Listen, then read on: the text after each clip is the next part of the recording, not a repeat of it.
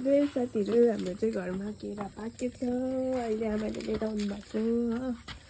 हेर्नु त अर्ग्यानिक भन्छ होला यसलाई चाहिँ अर्ग्यानिक केरा कसैलाई खानु मनपर्छ म चाहिँ यहाँ ज्वरोले खानु हुँदैन यो भुइँमा झर्दाखेरि काट्दै भयो भने चाहिँ किरा तर खाएको पुरा राजीले त भन्नुहुँदै थियो नि तर त्यस्तो देखेको छैन नि माथिबाट त है कस्तो दामी पाकेको छ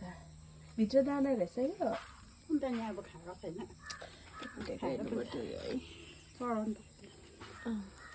चराले चढाइहालेछ त अन्त जहिले काटिन्थ्यो होला त हौ आमाले लिएर आउँदैछ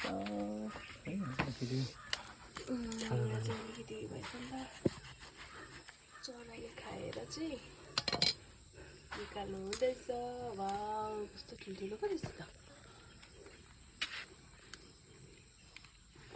त्यहाँ माथि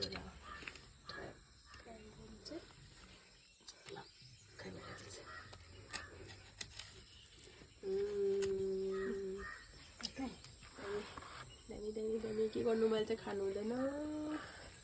ज्वरो आइरहेको छ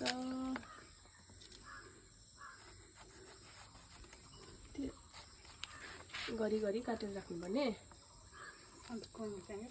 के भन्छ घरि भन्छ कि के भन्छ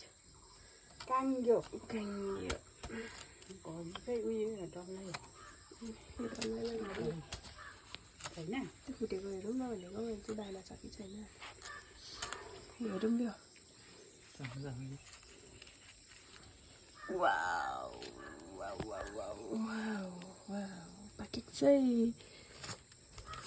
के चाहिँ हेर्नु मन पऱ्यो नि त यस्तो गरेर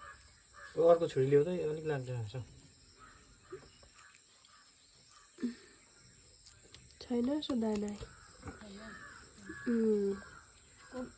यो चाहिँ तपाईँलाई काट्नु सजिलो नि त चुच्चो भएर है चुट्टाउनु पनि सकिनँ म त छुरीले दिनु अरे फेरि छुरीले चाहिँ झन् होला के ल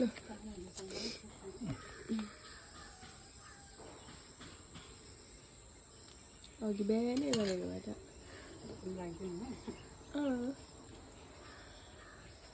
चाहिँ म यो दोकानमा बेच्नु राख्न आँटेको हो तपाईँहरू मेरो दोकानमा आएर किन्न सक्नुहुन्छ मेरो दोकान चाहिँ कहाँ छ भन्दा चाहिँ मन्जङ गुम्बाको ठिक अपोजिट साइडमा छ ल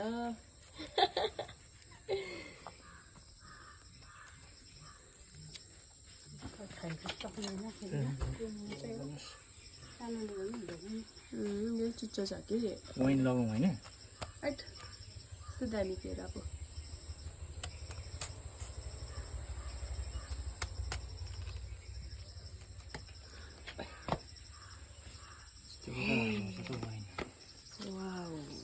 ए यहाँनिर अलिकति वाउ भएको रहेछ निकाल्नु पऱ्यो नि सासू ज्वाइँ चाहिँ यहाँनिर बिजी भइरहेको छ है केरा सम्हाल्नुमा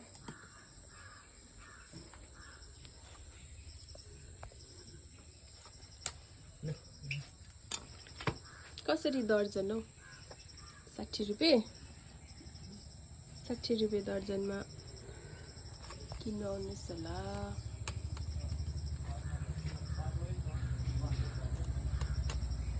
आज त के पनि बेच्ने हो